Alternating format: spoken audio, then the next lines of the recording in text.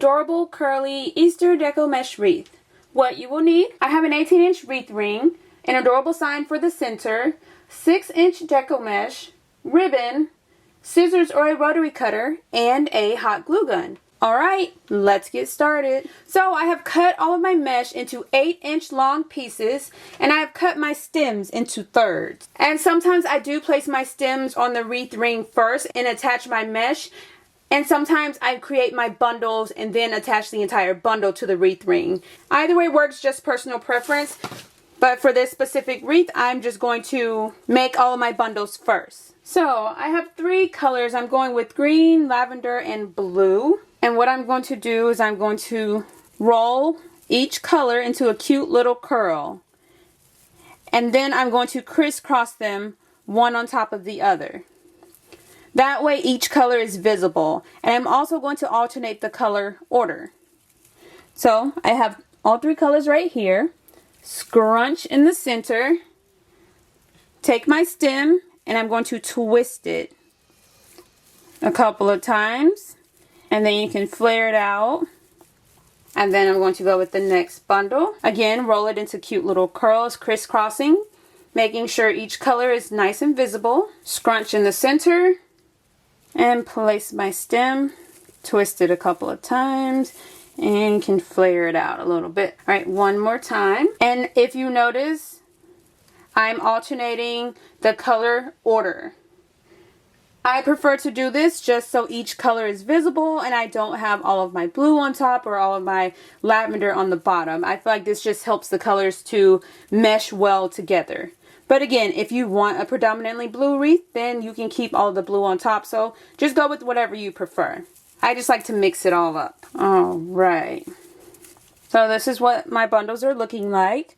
I'm going to get the rest of my bundles made and then we will start placing it on our wreath ring. Alright, so I have all of my bundles made. Now I'm going to start placing it on my wreath ring. So I have 3 pieces of mesh in each bundle, and I'm going to place 3 bundles in each of my 8 sections. You can add more mesh to each bundle. You can add more bundles to each section. It just depends on how thick and poofy and curly you want your wreath to be. So I'm going to just place my bundle and twist it a couple of times and then tuck it away. And I'm just alternating which color I place on top.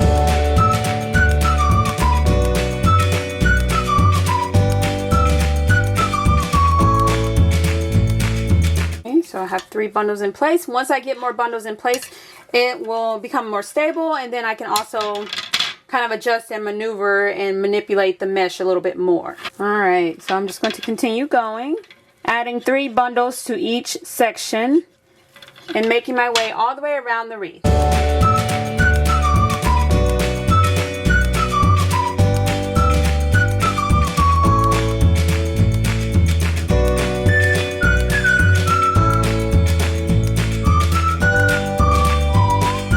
Alright, so I have all of my bundles in place. I'm just flaring them out and adjusting and maneuvering. It looks so cute and precious. Again, you could finish it off like this. You can add a sign to the center or any additional embellishments, whatever you prefer. Next thing I'm going to add is the adorable sign to my center. Alright, so I'm going to cut off this top hanger, and then I'm going to take 2 stems, twist them together to form one long stem for the top and one for the bottom. And then I'm just going to hot glue it in place, making sure I have enough of my stem hanging off the side of my sign so that it easily attaches to my wreath ring.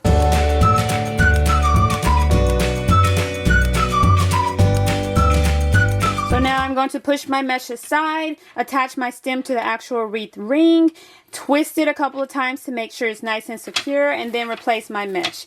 And I'm going to repeat that step on all 4 stems. Then